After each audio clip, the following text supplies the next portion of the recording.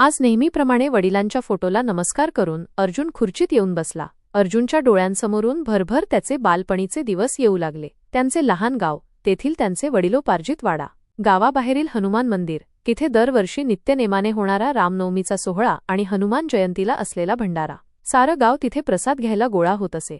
अर्जुन आणि त्याचे मित्र कार्यक्रमासाठी भरपूर वर्गणी गोळा करीत, त्यामुळे दरवर्षी कार्यक्रम खूप उत्साहाने पार पडत असे. रात्री कार्यक्रम संपवून घरी यायला उशीर होत असे. एकदा असेच रात्री खूप उशीर झाला, म्हणून आम्ही मित्र देवळातच झोपलो. गप्पा करीत करीत कधी झोप लागली कळलेच नाही. अचानक वडिलांचा आवाज ऐकून अर्जुन आणि मला दचकून जाग आली. वडिलांनी खूप रागावले. मग रागारागाने घरी येऊन झोपी गेलो. पुढचे 2 दिवस माझा वडिलांशी अबोल होता.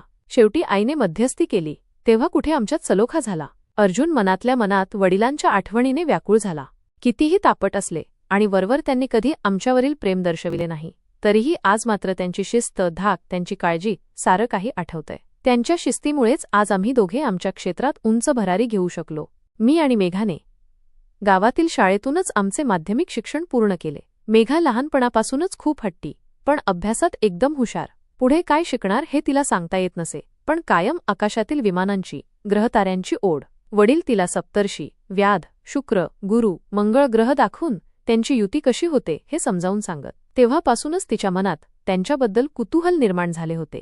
पाटील मास्तर म्हणून गावामध्ये वडिलांना सगळे ओळखत. शिस्तप्रिय आणि विद्यार्थीप्रिय शिक्षक म्हणून गावात त्यांचा नावलौकिक होता. रेल्वेमधील नोकरीसाठी निवड होऊन देखील वडील, आजोबा आणि आजीकडे कोण बघणार म्हणून रेल्वेची नोकरी सोडून शाळा मास्तर म्हणून शाळेत रुजू झाले. आजोबांची गावाकडे शेती होती, तिच्याकडेही लक्ष ठेवणं गरजेचं होतं.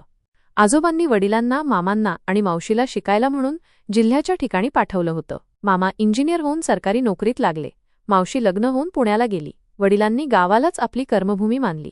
मला आठवतं ते म्हणजे आमच्यासोबत वाड्यात आजोबांची बहीण म्हणजे आत्या आजीही राहत होती. कालांतराने ती आजारी होऊन देवाघरी गेली, तेव्हा आईला आजी म्हणाली होती, सुटली बिचारी. त्यावेळी खरं तर माझं कळण्याचं वय नव्हतं, पण मला असं वाटलं की आई आजीबद्दलच असं बोलते आहे, कारण आत्या आजी आईला सारखी घालून पडून बोलत असे. त्यामुळे माझ्या मनात तिच्याबद्दल अढी निर्माण झाली होती. कळायला लागलं तसं मी आईला कितीदा एकांतात डोळे पुसताना बघितलं आहे. शालेय शिक्षण पूर्ण करून मी महाविद्यालयात प्रवेश घेतला, पण माझं शिक्षण पूर्ण होण्याआधीच वडील अगदी साध्या आजाराने देवाघरी गेले. पाठोपाठ आजीही गेली. नंतर आईनेच खंबीरपणे शेती आणि घर सांभाळत अतिशय कष्टाने आम्हा मुलांना मोठे केले. शिवाय आजोबांचे लहान मोठे आजारही लहान गावातील लोक मास्तरांची बायको म्हणून मान देत असत, पण घर, शेती आणि आजोबा यांचा सांभाळ तिने खूप सोशिकपणे केला. आजही सारं काही आठवतंय आणि आपण गाव सोडून किती पुढे आलोय याची जाणीव झाली. एवढ्यात फोनची बेल वाजली. पलीकडून आईचा आवाज, अरे पोचलेस का बाबा सुखरूप? प्रवास व्यवस्थित झाला ना आई? कुठे काही प्रॉब्लेम तर नाही ना झालं? अर्जुनला आईचा आवाज ऐकून अत्यानंद झाला होता. दक्षिण मुंबईतील टोलेजंग इमारतीच्या 55व्या मजल्यावरील स्वतःच्या ऑफिसमध्ये बसून अर्जुन बोलत होता. आज त्याला वडिलांची खूप आठवण येत होती. आईचा आवाज ऐकून तर आणखीनच डोळे भरून आले.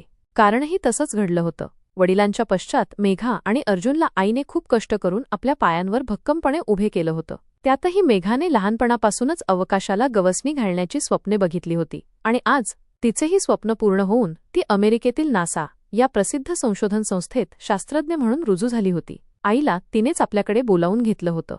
अर्जुनचं लक्ष वडिलांच्या फोटोकडे गेलं आणि त्याला त्यांच्या चेहऱ्यावर हसू उमटलेलं दिसलं. अर्जुनच्या डोळ्यांसमोर वडिलांचे हसतमुख चेहरे होते. त्यांच्या आठवणींनी त्याचं मन भरून आलं होतं. फोनवर आईचा आवाज ऐकून त्याला आनंद झाला होता, पण त्याचबरोबर एक विलक्षण ओढही वाटत होती. आई आता मेघाकडे अमेरिकेत होती आणि अर्जुन मुंबईत एकटाच होता. त्याच्या मनातल्या भावना त्याला व्याकुळ करत होत्या. त्याला वाटलं, आपण गाव सोडून इतकं पुढे आलो, पण कुठेतरी मनात एक खोलवर रुजलेलं गाव आणि बालपणाचं आकर्षण होतं. ते आकर्षण त्याला परत जायला सांगत होतं. अर्जुनने ऑफिसच्या खिडकीतून बाहेर पाहिलं. खाली मुंबईचा गजबजलेला रस्ता दिसत होता. कारं, ऑटो, लोक, सगळंच इतकं वेगवान होतं. त्याला आठवलं गावातली शांतता, तेथील साधेपणा आणि मित्रांबरोबर घालवलेल्या त्या अविस्मरणीय क्षणांची. त्याच्या मनात एक विचार आला, का नाही एकदा परत जाऊन बघितलं? आईला भेटायला जाऊ, मेघाला भेटायला जाऊ आणि गावातल्या मित्रांनाही भेटू. त्याने ठरवलं, आठवड्याच्या शेवटी तो गावी जाईल. त्याने ताबडतोब तिकीटं बुक केली आणि आईला फोन लावून सांगितलं, आई, मी येतोय गावी, तू मेघाकडून परत ये, आपण सगळेजण एकत्र येऊ. आईचा आवाज खूप आनंदित झाला होता. ती म्हणाली, बरं झालं सांगितलंस, मीही येते. शनिवारी सकाळी अर्जुन गावाच्या स्टेशनवर उतरला. गावातलं हवेमान, झाडं आणि तेथील शांतता त्याला एका वेगळ्याच जगात नेऊन ठेवली. स्टेशनवरून चालत जाताना त्याला आठवलं कसं वडील त्याला आणि मेघाला सायकलवरून शाळेत घेऊन जायचे. ते दिवस आता फक्त आठवणीतच होते. घरात प्रवेश करताच आईच्या आलिंगनानं त्याचं हृदय भरून आलं. आई म्हणाली, बाबा, तू खूपच बदललास, पण तुझ्या डोळ्यांतलं तेच बालपणीचं मासूमपण अजूनही आहे. अर्जुनला वाटलं आईच्या मनातही कितीतरी आठवणी जगत होत्या. दुपारच्या जेवणानंतर अर्जुन आणि आई गावातल्या जुन्या ठिकाणांवर फिरायला गेले. हनुमान मंदिर, शाळा आणि ते मैदान जिथे त्यांनी लहानपणी खेळ खेळला होता. प्रत्येक जागेच्या मागे एक आठवण होती. आई म्हणाली, वडील नसले तरी त्यांच्या शिस्तीमुळेच आज आपण सगळे सुखी आहोत. त्यांच्या आठवणी आपल्यासोबत आहेत. संध्याकाळी मेघाई गावी आली. तिच्या चेहऱ्यावर एक विजयी हसू होतं. ती म्हणाली, भाऊ, आता मी नासामध्ये काम करते, पण माझ्या मनातलं गाव कधीच सोडलं नाही. आज आपण सगळे एकत्र आहोत, हेच खरं आनंद आहे. रात्री सगळेजण एकत्र जेवण करत होते.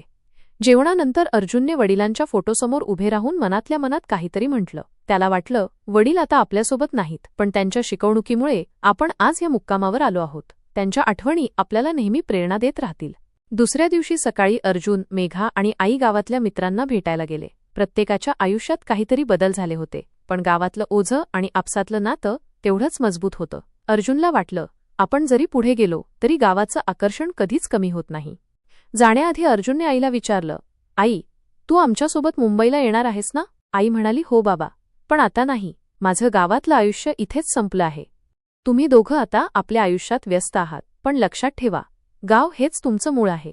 इथेच तुमच्या आठवणी आहेत. अर्जुन आणि मेघा गाव सोडून परत आपापल्या जगाकडे निघाले, पण त्यांच्या मनात गावाच्या आठवणी आणि वडिलांच्या शिकवणुकीचा ठसा उमटून राहिला. त्यांना कळलं होतं, आपण जरी पुढे गेलो तरी गाव आणि बालपणाच्या आठवणी आपल्याला नेहमी आपल्या मुळाशी बांधून ठेवतील, आणि हीच त्यांच्या यशाची गुरुकिल्ली होती.